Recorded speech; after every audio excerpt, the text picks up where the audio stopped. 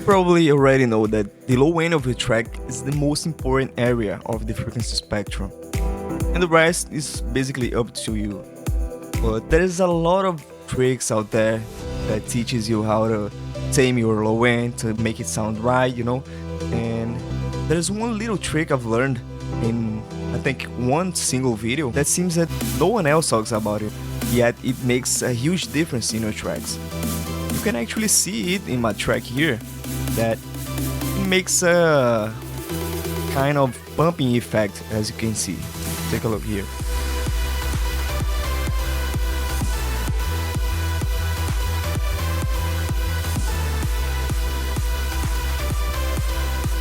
Now, when listening to reference tracks of my preference, I always notice this pumping effect here, and I always thought, oh, this is kind of cool, but I never associated it with a literally pumping sound. So when I discovered this trick, it all made sense. This pumping effect you can see here, it all comes down to choosing a kick or riding your bass line in a different area of the other one. So you gotta choose different areas for the kick and the bass, so you can get this nice pumping effect and make your low end tighter. Here you can see, this is my bass line. It's sitting low as 70 hertz, I think. Kinda.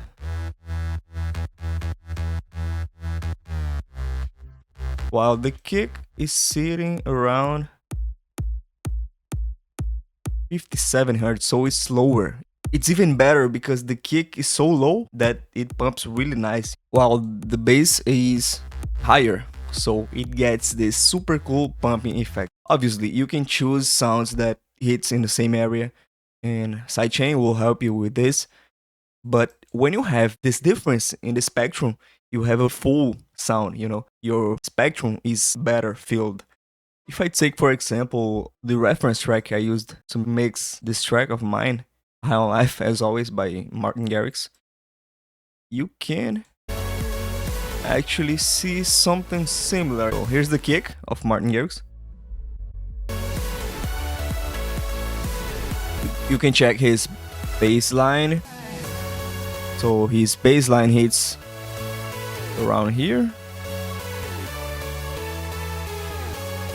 and when he drops, I think in the drop he adds a new layer of bass, actually a sub bass. The kick comes in with the sub, so it gets really low, but I still think his kick's lower than his sub, so it's always pumping right here, 47, so it's really low.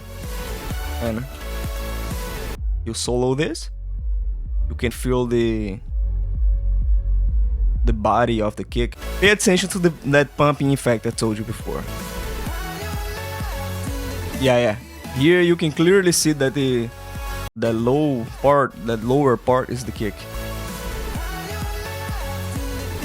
It's actually even wider. I mean, the frequencies are spread more than my own track, so you kind of can't see that pumping effect because it's so constant and it's so tight that everything has its own area to pump, to sound, to shine through. But here is clearly the kick at 47 hertz, and it's a really wide range. The kick is super distant from the bass, so everything has its own space. I actually never noticed this in High on Life by Martin Garrix. This is such a great insight for both of us right here, right now. That's kind of cool. I always thought that the bass line in High on Life is super groovy and super, how do I say that? It's super listenable, hearable. You can hear it clearly, the lines it makes. Let me solo the bass line so you can hear what I mean.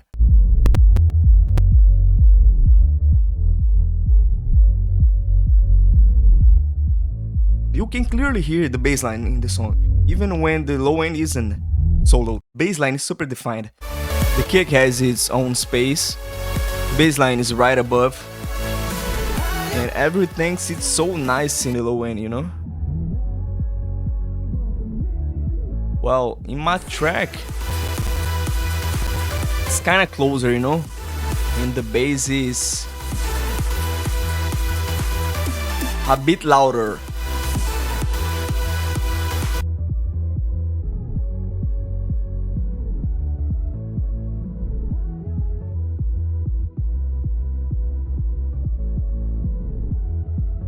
Let's analyze another track of mine, Prelude. So here's Prelude. Let's loop the drop. So in the first bar, it's hitting basically the same spot, kick both the kick and the bass.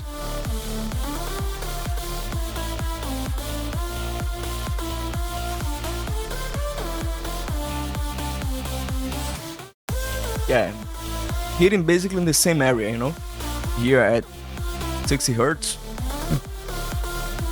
Let me solo the kick.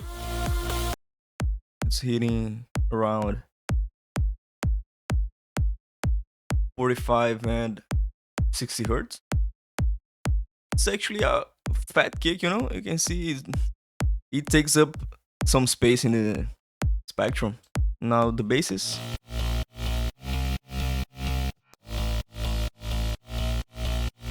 $54 up to 77.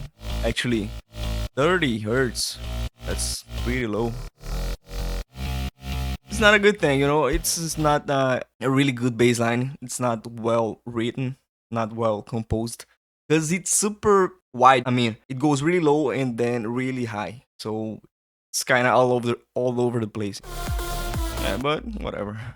It's a sub bass.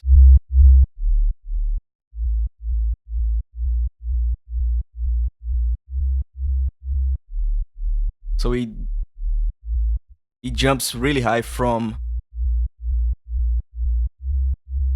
68 to 35 hertz. That's a big of a leap. And then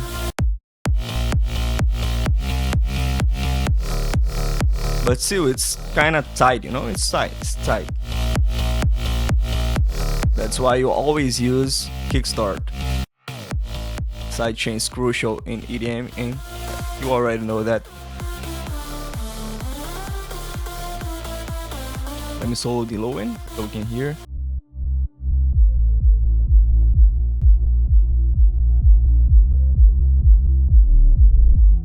Oh, high on life.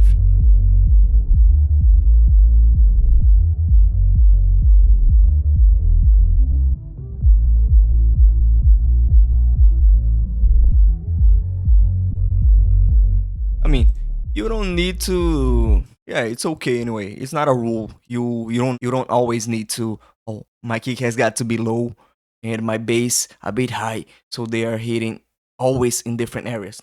It's not that way, you know.